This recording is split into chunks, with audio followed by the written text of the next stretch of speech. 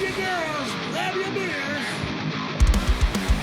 Hey everybody, this is Charlie from Anthrax, and you are listening to today's Boondoggle. This is Mark Metcalf, and you are listening to today's Boondoggle with Bailey on Domain Cleveland Radio. You are listening to today's Boondoggle with Bailey on Domain Cleveland Radio. Yes, Kato Kalin listens to this all the time. Welcome to today's Boondoggle. Now here's your host.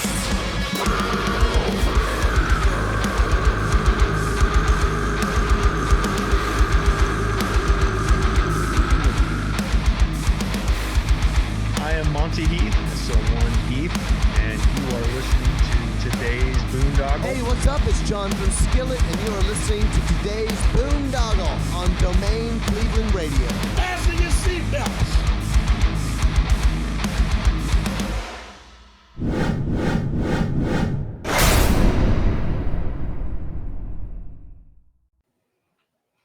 What's going on, everybody? It's Bill Bailey with today's Boondoggle. And real quick housekeeping note, if you're watching us on YouTube or Rumble or BitChute, please hit that follow and subscribe button.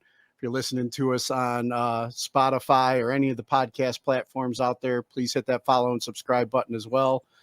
Help us build our numbers and continue to bring you interviews like the ones I'm about to have right now, because today's Boondoggle is bringing you the answer with Paul Mahon. How you doing, Paul? I'm good, Bill. Thanks for having me. Nice to be here. Yeah. Good to have you, man.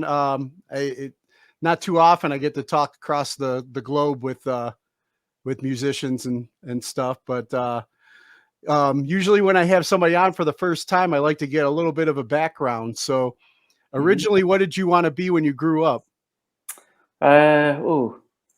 Probably I wanted to be a motocross rider, professional motocross.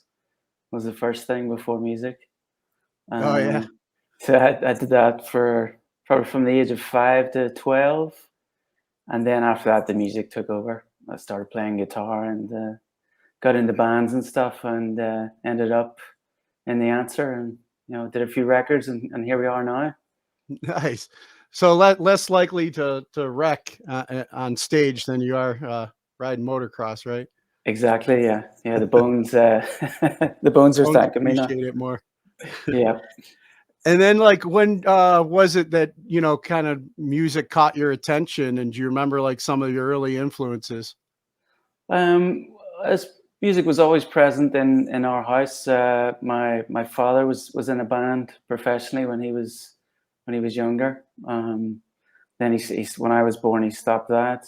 But there was always a lot of music around the house, musicians staying. So I was exposed to it early. And then music for me that I got into, probably the earliest thing was like Dire Straits. I remember hearing Money for Nothing, the opening riff to that, and I wanted to play guitar. And then after that, it was things like, AC/DC, Motley Crue, Metallica, Aerosmith, kind of a lot of sort of late 80s stuff I was really into for a while. Then kind of grunge came along. I liked that too. And I guess I started playing around that time, around sort of 93, 94. And from that, discovered Led Zeppelin and, Eric Clapton and a lot of British blues stuff and 70s rock. And that's kind of more of what my playing style became with The Answer. Oh, nice. So then, when you first started playing, when did you start like forming bands, like with some of your friends in school, or? Yeah, the bass player in the Answer, Mickey, I met him when I was 12, and we started a band a couple of years after that. I was originally playing drums in that, and then switched to guitar, and we always kind of played together and wrote songs. Even though it was hard to put a band together and keep everyone motivated and in the same space, I kind of really I'd given up on it for when I went to university. I was still studying music, but I thought being in a band and having a career doing that was a bit far-fetched at that stage. But lo and behold, in my class, I met a guy called Cormac Neeson, who became the singer of the band. and kind of just from meeting him, we really hit it off and with great chemistry, and never looked back from there. Oh, nice. So then while you were in university, that's when the answer came to. Yeah. It was actually, I think going back to probably summer '99, we kind of got the nucleus of the band together and written a few songs, and someone actually suggested this guy Cormac Neeson would be the perfect singer. And he had gone to Wildwood, New Jersey that summer. So he wasn't in Ireland. We couldn't find him. And just at university, I played in a Brazilian music ensemble every Thursday. And one day I arrived late. There was one chair left. And I sat down, and the guy beside me gave me a guitar and said, I can't play much. Can you play that? I said, yeah, I play a bit. And got on pretty well with him. I just sort of asked him his name at the end. He said, I'm Cormac. I said, Cormac who? He's Cormac Neeson. I was like, oh, wow, incredible. Been looking for you for about 4 months. And he's like, okay, why? So we're going to have a band. And he came out that weekend. We rehearsed, and here we are in 2023, still together. Nice. So it was like a divine appointment, huh? It was, yeah. He was a hard man to find, and it was hard to put the band together at first. It took a few years, but it was worthwhile in the end. Nice. And then as you started putting that together, and then getting your chemistry and kind of just gelling as a band, when was it when you guys were ready to start playing out? It probably took us about 6 months, I think, before we started gigging. And even then, the early shows were pretty, we were flying by the seat of our pants. We probably could have done with another 6 months of rehearsal, but that's how you learn. You get out there and you make mistakes, and then you go back to the rehearsal room, you know what you got to fix and where you got to improve. So we kind of did that, did our first demo EP about a year and a half in, started getting some interest around 2004.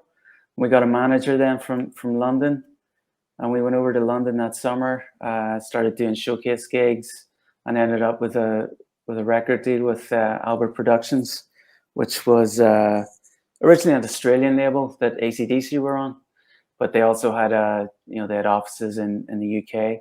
So we got signed by those guys, and did our first record, Rise, 2006, and we did 2 records with them, and we had 3 records with Spine Farm, and just on the new album with Golden Robot, and another Australian label. So it's come full circle. Yeah. And then as that started picking up with the record label and management and stuff, I seen that you guys have toured with quite a few amazing artists, like even including AC/DC, who you mentioned earlier. Like, what was when you kind of got to that level and you got to like support bands like Aerosmith and AC/DC? I haven't seen like the Beach Boys, I guess you guys toured with as well. No, that wasn't us. That would have been my dad. He did some tours supporting the Beach Boys back in the day. Okay. Yeah, but no, we've done some good shows. All the ones you've mentioned. The Who we played with. We did some tours with Whitesnake as well. We were actually in the States in 2015. The summer we toured with Whitesnake. It was awesome.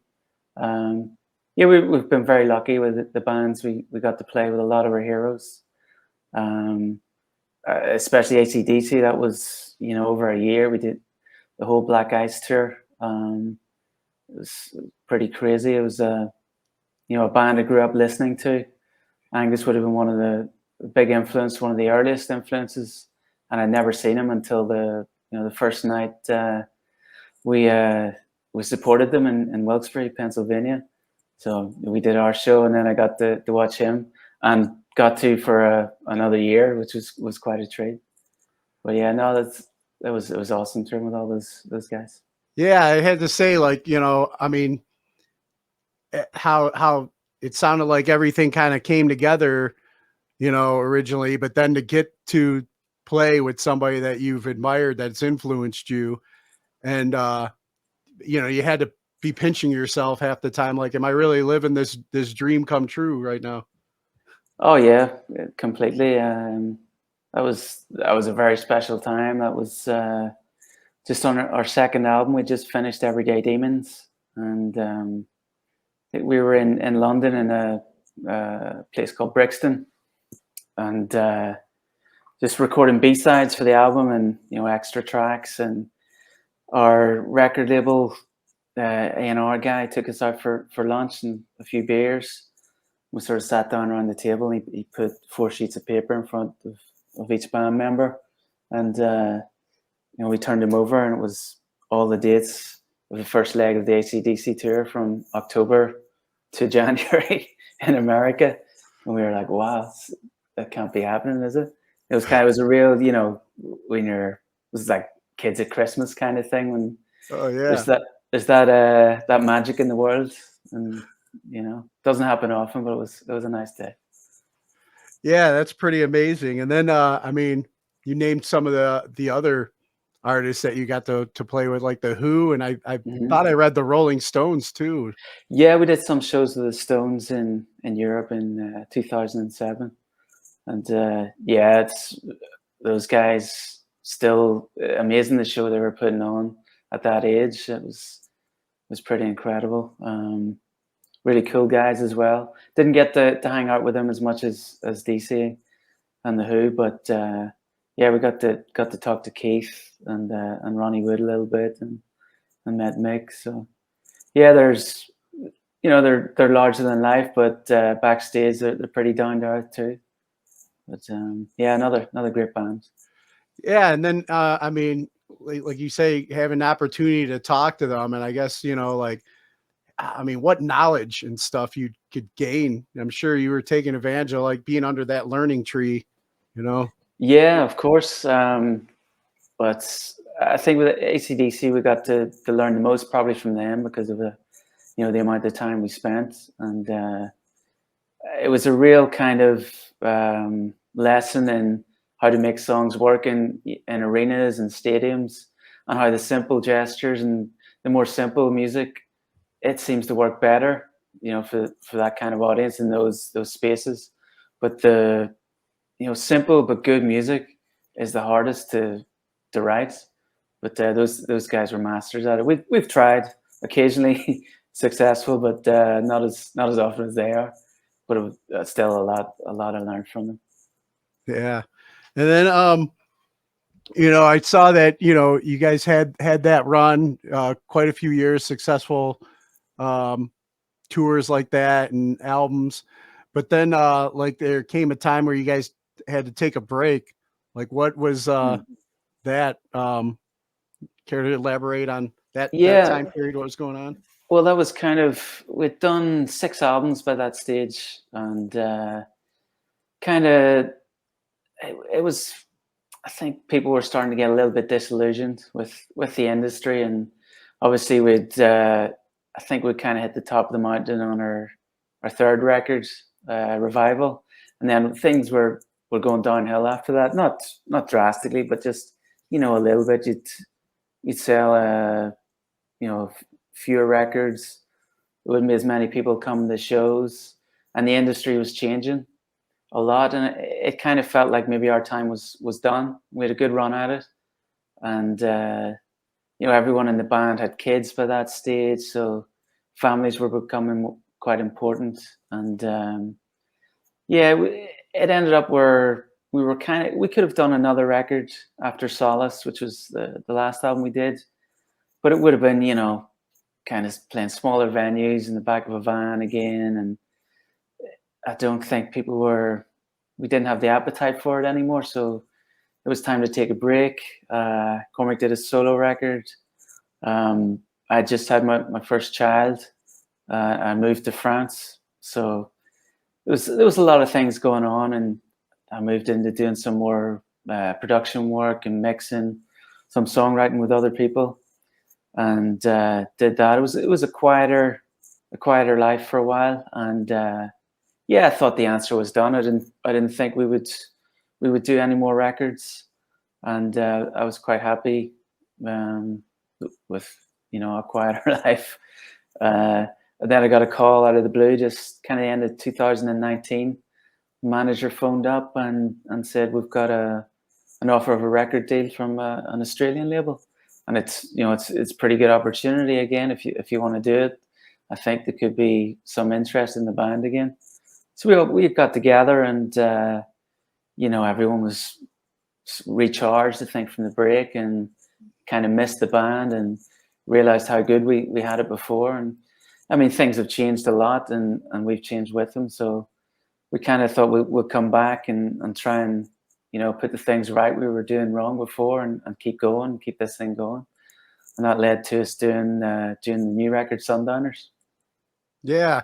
Now I saw you guys made your like official like comeback with the Planet Rock Festival. Yeah. You want to talk a little bit about that?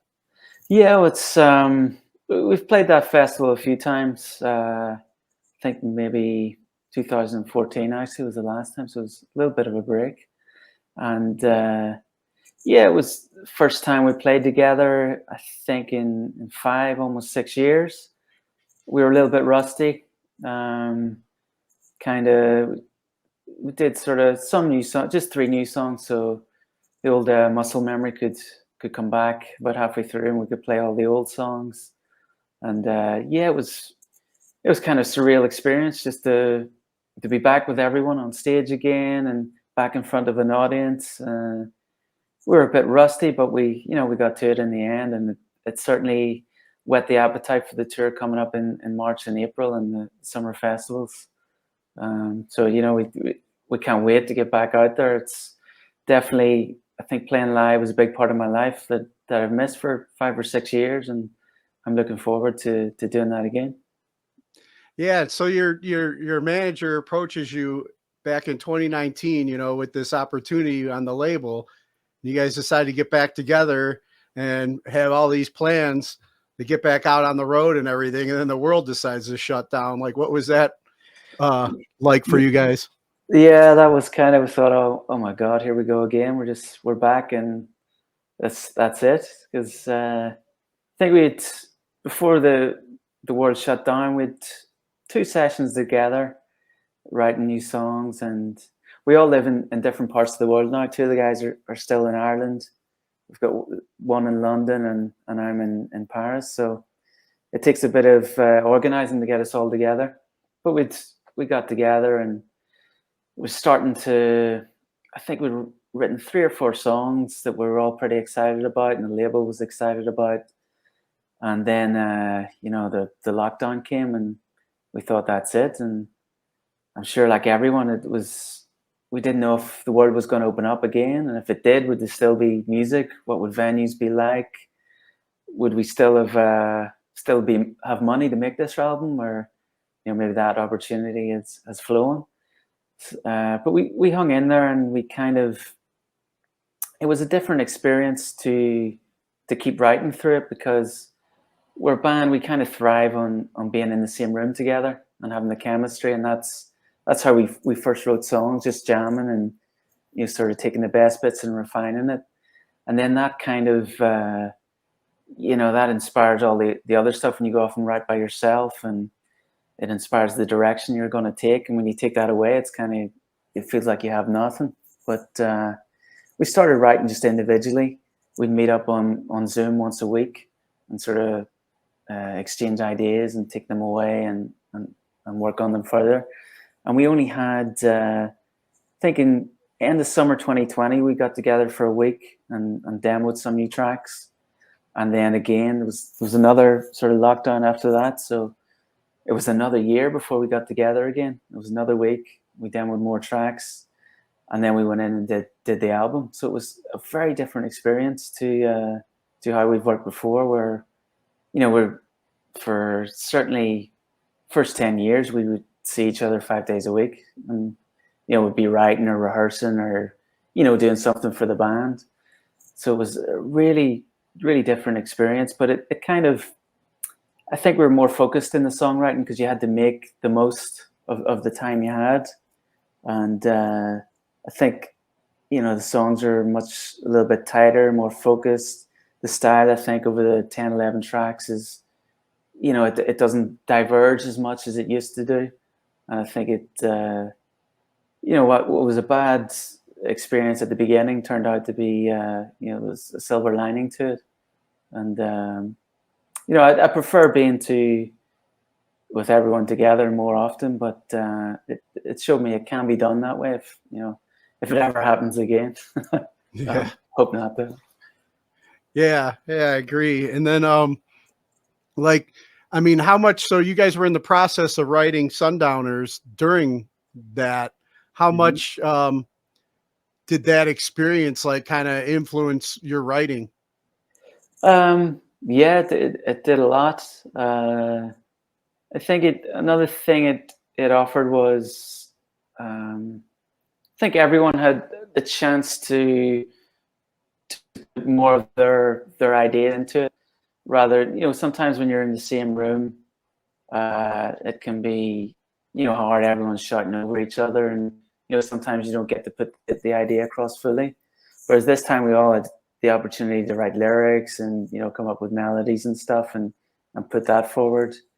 And things like No Salvation, that was kind of written during lockdown, and the desperation of the time certainly influenced the lyrics on that. And then I think like Blood Brothers was a celebration of us all being back together and being able to get out of lockdown and get back into the light again. So it was, definitely had a big influence on the lyrics on the album for sure.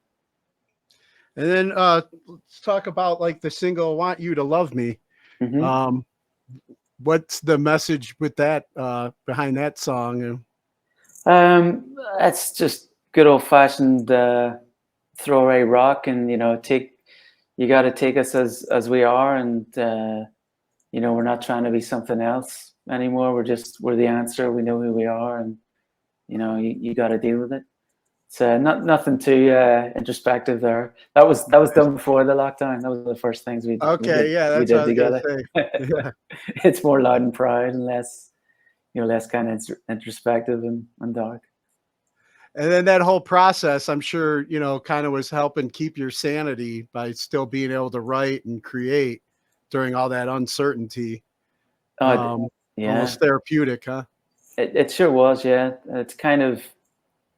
It was life-changing in some ways as well, because I found I think my son was 2 at the time, so having a 2-year-old in the house all day, we could only go out for 1 hour. It's quite tough for them. It's quite tough on the parents too. So the only time I could write or make music was in the morning, really.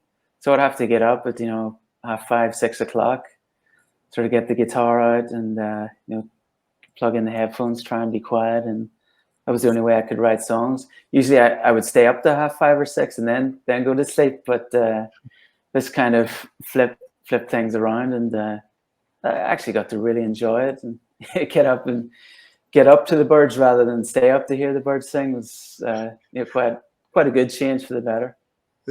Oh yeah, I can relate to those days. And I saw that. And then speaking of days of getting up when the birds are chirping and it's not a beautiful sound, because I know how I used to be back in the day, like to throw them down and stay out late. I have some Irish in my family ancestry too. And it would show on those weekends out with my friends. But sure, yeah. And my birthday's actually March 16th. I was born an hour before St. Patrick's Day. Okay. But on those days back in the day, I'd see, it'd be like, I'd be out celebrating my birthday. Got to throw some down for my birthday. The next day it was the hair of the dog celebrating, St. Patrick's Day here in the States and stuff. But speaking of St. Patrick's Day, you guys, did you plan this on purpose for the Sundowners to be released on St. Patrick's Day this year? No, it was just it was fortunate. It was fortunate. I think this album, originally we were hoping it was going to come out probably summer 2020, was the original before the lockdown, so it just kept getting put back. But it's I guess again kind of serendipity. It's ended up coming out on St. Patrick's Day, and full circle yet again. So yeah, we'll get we'll have one for St. Patrick, and we'll have one for your birthday too, and one for the album. So there's plenty of excuses to go back to the old days. Nice. And then so for the audience, you want to explain like exactly what the title means, Sundowners? Well, Sundowners, it's I think it came from an idea Mickey had from I'm not sure it was a book he was reading, and he just put it forward as a song title, and Cormac took it, and for him it was kind of like an old kind of like the hippie festivals of the late 60s and early 70s, like the first Glastonbury of these festivals, you know, during summer solstice that just went on into the night and the next day and the week. And it's like the sun never went down. And, you know, that's kind of, it became a metaphor for the band and the comeback as well. Like you know, the sun's never going to go down, and the answer, no matter how dark it gets. Oh, nice. I like that. And then while you guys were working on this album, you guys worked with British rock producer Dan Weller. What was that experience like for everyone? Oh no, Dan was great. He's kind of, if you look at the sort of the bands he's produced, it's more from the heavier sort of metal end of the spectrum, and you wouldn't initially put Dan Weller and the Answer together as producer and band, but we talked to a lot of people, and just Dan seemed to have a really good vision of what the records could and should be, and we kind of talked to him about things we liked from previous albums we'd done, and what we didn't like, and what we'd like to try and change and fix on this. And he seemed to really get it, and it's some really cool ideas for what guitar tones we were gonna use for the drum sounds, and just from talking to him again, because it was still kind of lockdown when we were planning this. We could only talk to him over Zoom. We didn't meet him until the first day of recording, which again is a different experience from us. Usually we have 2-3 weeks of pre-production before an album. You really get to know the producer and bond with them, and when you get in the studio, there are no surprises. But this was kind of, the sense of jeopardy, but he turned out to be just as cool as we thought he would be. And it's kind of one of the best guys I think, for managing the whole situation of a record, because there's so many things you have to balance, like from the songs, the performances, the actual recording, and just the atmosphere, how everyone's getting on. And it's it can be difficult to some guys are great with the songs, some guys are great engineers, and some guys are great with people. It's rare you get someone that has the whole mix, and he's one of those guys. And just he's a guitar player as well, so we got on very well. He's it got me playing in a different way, kind of like the whole album was tracked live to tape, 16-track tape machine, which we've never done before. We tracked the drums to tape before, but never the whole band. So you had to be on it. There's very little fiction you can do in Pro Tools. So we kind of do 3-4 takes, and then we take a break, because you'd have to rewind the tape and start again, and you would have to pick which take it was going to be, because there was only really one set of tape. So it'd be 15 minutes, and it had a real nice kind of real nice vibe where you'd be really focused for those 3-4 takes, and then you have a break, and you'd have to be on it again. Whereas sometimes when you're tracking in Pro Tools, it's never ending. It's just guitars on guitars on guitars, and you can get lost in it a little bit. But this was it was very live, very relaxed, but it still had an edge to it. Even I remember we did the first 3 tracks, and I went into the control room and said to him, "Okay, I'll change the strings now. When are we going to start tracking for real?" He's like, "No, we've done 3 songs." I didn't even know we were doing it for real. Like, I haven't even changed my strings. These have been on for about 6 months. He's like, "No, sounds fine. You can change them now if you want. But you've got 3 songs done. You're not doing them again." So it was very relaxed to get me to commit to that as well. So he has something about him, and I think at the end of the album, the biggest compliment you can pay any producer is to say, "I'd like to do the next album with him again." And I can say that about Dan. I'd love to do the next Dancer album with him too. That's awesome. And then, so then that's, as we said, March 17th this year, St. Patrick's Day, that's going to come out, Golden Robot Records. Yeah. And, we had mentioned that, you grew up, your father was a musician. So music's been a part of your entire life, your entire journey. And now doing, a couple of years under your belt, getting your own experience out there. I mean, you're pretty much like a veteran now in the music world, but is there anything out there that still like surprises you to this day? I've seen, you kind of feel you've seen it all by now. But there's always something that surprises you. I guess kind of at the moment, the state of the music industry is kind of surprising. I was even thinking, after we kind of caught what I would say is the last sort of wave of what the old record industry was, where you get a record deal and you make an album and you tour, and maybe you'll get on the radio, you do some press and you might get some traction and get some success.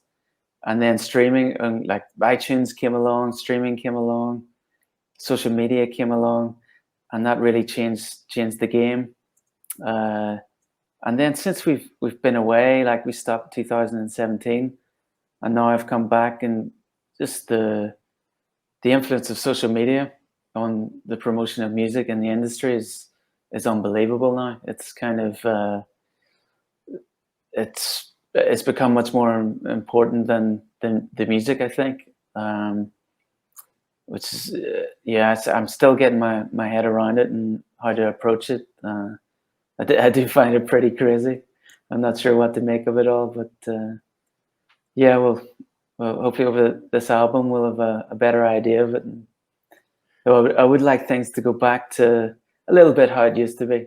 Yeah, but, I've always been old school. I like when it came to collecting albums or CDs, I like to have something solid. I always enjoyed checking out the artwork, reading the lyrics and the liner notes and all that stuff. And then, that's you kind of get robbed of that with streaming. Mm-hmm. It doesn't get to take you on that journey. And I've been liking the labels and people that have been pushing vinyl back out and stuff like that. Yeah. I think that fortunately, I think vinyl is making a genuine comeback, and has been for quite a few years now. I remember our first record we did, there wasn't even any talk of putting it out on vinyl at all. It was seen to be a pointless format at that time, and we did a few singles just on 7-inch vinyl. It was limited edition, and I think the next album we did some vinyl, but it was just limited edition, because again, it wasn't, people seen it as being too expensive. No one buys it, no one cares. And then now it's the first format that we make of this album is the vinyl. And I think there's maybe 3 or 4 different versions of it, like different gatefold, different sleeves, different colored vinyls, different bonus tracks and stuff. And the CD's kind of left behind now. But and people probably from sales of vinyl is where most of the money will be made for bands like us now, which is that's kind of cool too. That's not so bad. Yeah, and like what you were saying with social media, like I'm still trying to wrap my head around that too. It's like if I want, to get, you know, more interviews, you know, on my podcast and stuff, the labels look at that. Well, what kind of following do you got? You know, what kind of, Yeah. you know, so it's like you got to kind of produce content constantly, you know, and build up your numbers and get people wanting to, what do you offer that these other people aren't offering and stuff. And it's like, I'm getting ready to turn 50 here in a couple months. So it's like, you know, teaching old dog new tricks. And I'm trying to ask my kids like, hey, how do I, you know, build this thing up, you know? I know I'm exactly the same. We came back and, you know, we had meetings about promotion and stuff for this album, and it was all, what content are you going to make? Like, you have to give guitar lessons. I'm going to do like a series where I talk about influential films and stuff, and, you know, we're doing like vinyl albums of the week. There's all stuff like that, which is fun. But you know, I'm glad there's still guys like yourself that, you know, we could do interviews like this, and that's you know, much more enjoyable way of promoting the album and bringing it to people for me.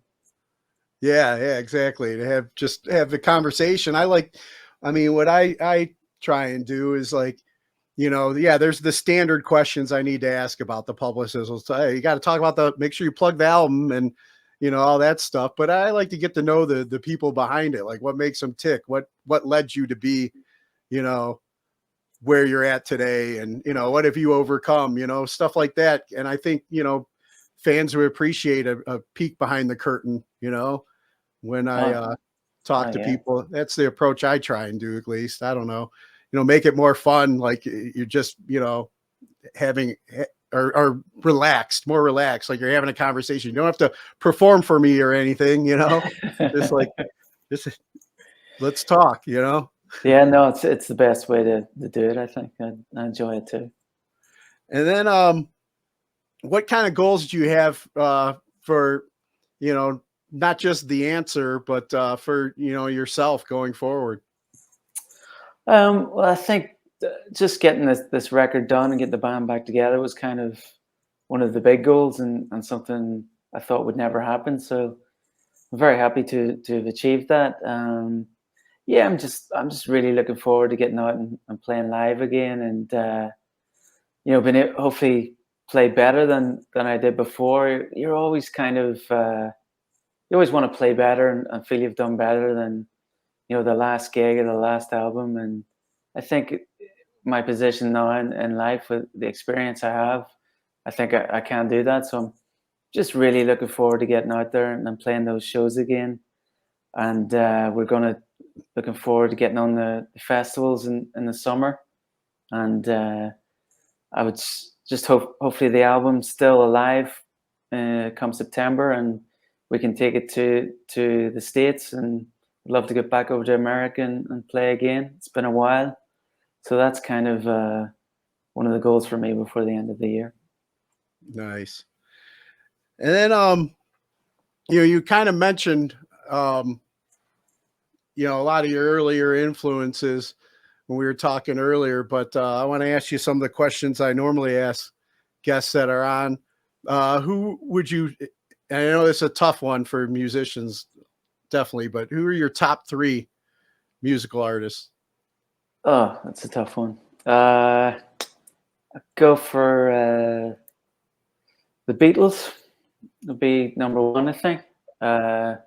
Just for, I think, the breadth of material they put out in such a short time, you know, coming from those kind of really early rock and roll roots to when they, you know, they really hit their stride, from kind of Rubber Soul to Abbey Road, is, you know, incredible amount of music and songwriting and production all in those records, which I love.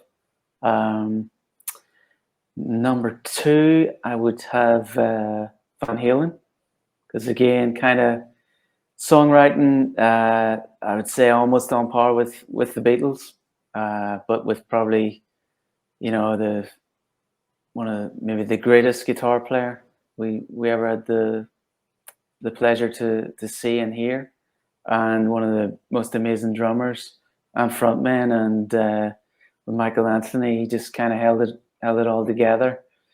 and made it tick. Amazing backing vocals, and just again another. I love with Van Halen. They kind of from Van Halen 1. My two favorite records of them would be Van Halen 1 and 84, but then just all the stuff in the middle, it's just a real treat as well to listen to. But those two records were just so focused, and it's all killer, no filler. And then probably number 3, I would have Prince. Was another, again, amazing guitar player and incredible writer with just a real sort of breadth of material across his career. Nice. And then has there been a song that's like been like a go-to for you, like whenever you need some inspiration or pick me up? Is there a particular song that's your go-to for that? It's a tricky one. Let me think. It's probably quite a few. Let me think. I think probably one song, if I'm ever down, or you need to get a party started, or you just need a little pick me up, I always put on "Dance the Night Away" of Van Halen 2. I think that's the song can always puts a smile on my face. Love hearing that one. Oh yeah, that's definitely a good one. And then you talked a little bit about it being in university and everything, and everything you learned there. But is there a particular class you feel should be mandatory for kids today before finishing school and going off into the world? That's a good one. I think there's probably a lot of different things we could do with education. I think that could be improved. I can think of three things. Probably one, I think the way music education is, I think we could change that and make it more accessible and more enjoyable for kids. I think when I grew up and I was learning music, it was very kind of classical music was the way you learned music, and it was very it was not the most fun, and it didn't really relate to the music you liked. So I think some sort of music like appreciation and songwriting, where kids can see how songs are put together, and we can show them that anyone can write a good song, and they can too, and get them writing as sooner rather than later. And I also think some sort of way of like mindfulness, kind of some kinds of meditation and stuff like that. I think if we can expose kids to that a bit earlier, that could help them in later life too. And I'm a big when the band stopped, I really got into jiu-jitsu, Brazilian jiu-jitsu. Oh, nice. And I got a lot of, I made a lot of friends, and learned a lot about myself, how far I can push myself if I put my mind to it, and what you can achieve. So I think some sort of self-defense thing like that for kids and teenagers can be very helpful can help with your anger, with your if you have any confidence issues, if you're any depression, things like that. I think it can really there's things you can do that I find it's you can really go to the edge in a safe environment and learn a lot about yourself. And I've learned a lot from that, and something I really enjoy doing too. Yeah, that's awesome that you mentioned that, because I myself train jiu-jitsu, and I started, been doing it a couple of years now, and and my 19-year-old daughter does it with me as well, and to see her growth and how much she's come into her own with self-confidence, and she does competitions. I'm like, I'm afraid, I'm old, I'm brittle, you know. I'd rather roll with my friends and I'm already, you know, people I feel comfortable with. I mean, I'd like to get one out of the way, but at some point, but you know, as I mentioned earlier, you know, it's like I used to do a lot of partying, especially around my birthday and St. Patrick's Day and stuff. Well, I'm 13 years sober now, and Okay. got out of the military, and you know, you get sober, and then you're like, okay, you know, how do I um be a normal human being? You know, what was Yeah. I trying to hide from before? You know, what were things that I wasn't addressing? So like I got out of the military, I'm sober, and then I'm just like, then I had to feel all this stuff, and I kind of like isolated. I had low self-worth, self-confidence, got out of, you know, let myself get out of shape. And, you know, thankfully I got a friend that runs a training facility by the house, and got with him a couple of years ago. And now it's like, you know, like you said, I'm pushing myself again. I got gaining my own self-confidence. You know, I was just having a talk with him earlier. I'm like, well, I guess I'm finally getting it now at like 50 years old. He's like, well, better late than ever. I'm like, yeah, I agree, you know. And it's like I'm not that great at it, but what it's taught me is everything, like you said, you know, how much I am capable of. And the beautiful part of the journey is like the relationships you make. And Mm-hmm. I get to sit and watch my daughter excel and grow, you know. So it's definitely highly recommend everybody do it. And I've seen a lot of kids that have come through my friend's school, RTSC training here in the Cleveland area, that you know, are now solid characters out ready for the world, you know, Mm-hmm. that they might have came from a bad situation. And, you know, now to see what this sport has done for so many people, myself included. I can't give enough shout outs to the jiu-jitsu community. So I'm glad Yeah. you brought that up, man. Yeah, no, it's kind of similar to what you're saying. Like when the band stopped for me, it was kind of how do I replace that? You know, the buzz of getting on stage, of having a goal to work towards, to, you know, the camaraderie.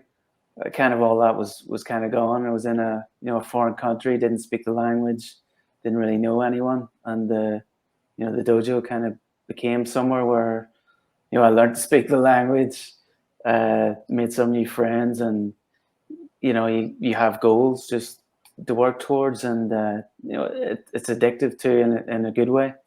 And Yeah. yeah, it's, you know, and it's great to see, like, even how big jiu-jitsu is becoming now since, you know, the last 4 or 5 years. Yeah, it's really, it's an awesome sport, awesome pastime. Love it. Yeah, it's like, you know, what kept me out of it was my own low self-confidence and my own like projection of what the environment was going to be, or comparing myself to the young athletes. Like, man, I wish I would have got this. Yeah, and I do wish I would have got into it at a younger age and stuff. But, you know, what's great about the community, at least definitely at my school, is just like they just want you to come in and do the best you can, and everybody's there to help build you up. And they just, you know, try and be a little bit better today than you were yesterday. You know, don't compare yourself. I'm in there with the young, you know, studs, and I'm worried I'm going to get my arms torn off. And, you know, I spent a lot of time in an ice bath now too because of it, but I learned to enjoy that. But, you know, it was like getting out of my head and just, you know, knowing that I'm giving what I have for today. And, you know, I can't compare myself to these people. We all come from different, you know, walks of life, different age brackets. You know, my issues from the military or whatever, you know, it's, but everybody wants to see you do well and build you up. And it's a pretty tight community. And it you know, like you said, without the band, when I got out of the military, all I knew was that culture, you know, and then I'm like, okay, how do I connect with a new tribe? And this has been like my new, you know, tribe basically, you know? Yeah. And then, 3 people who've inspired you or you could credit for making you the person you are today. Ooh. That's a tricky one. Well, I'll have to say, I guess both my parents, well, I'll put in there. guess, especially my mother, because she was the one. She took me to all those guitar lessons back in the day. Got me my first guitar, and kept me going that way, which was very important. And my father, obviously, he gave me a lot as well with the music, and also, and I think he kind of tried to discourage me a little bit from doing it because he had been there and kind of he knew the pitfalls of it, and maybe thought I wasn't cut out for it. But in a way, from him trying to push me away from it, it pulled me in further, and but it worked out. Trying to think who else. Think probably as a musician, another musician I greatly admire, Steve Vai, for again someone who even obviously I love his music. You may not hear so much of it in the answer, but his massive influence early on for me, and just in the way the way he would excel and the work rate he has for the guitar and music, and kind of always trying to push the envelope and better himself. That was kind of, even just being a fan from afar, that always rubbed off on me too, and I got a lot of inspiration from that. Then I guess again for the third one, I'm gonna kind of cheat and say the other three guys in the band, because they've kind of probably as much as anyone helped me get where I am today, and we shared all the good times and the bad times together, and 23 years later we're still doing it and going to do it some more. Awesome. And then, are there any causes or organizations that you support and encourage others to check out? Let me think. Yeah, just kind of, I guess, kind of any sort of jiu-jitsu school in your local area. I'd urge you to support and check out, and yeah, I think it could be something there for you. Can't think of any. Other organizations off the top of my head. Yeah, I interviewed I forget where, he's like the CFO of this organization called We Defy, and it's here in the States, and it helps veterans that are transitioning out of the military, get a scholarship, their first year scholarship at a jiu-jitsu school. Yes. Yeah, I've seen that, yeah. Yeah, so I interviewed him on here and stuff too, and yeah, it's definitely something that I'm grateful for, what it's been doing for me and my family right now. So I definitely highly recommend. I've been actually talking to some other musician friends that have been in similar,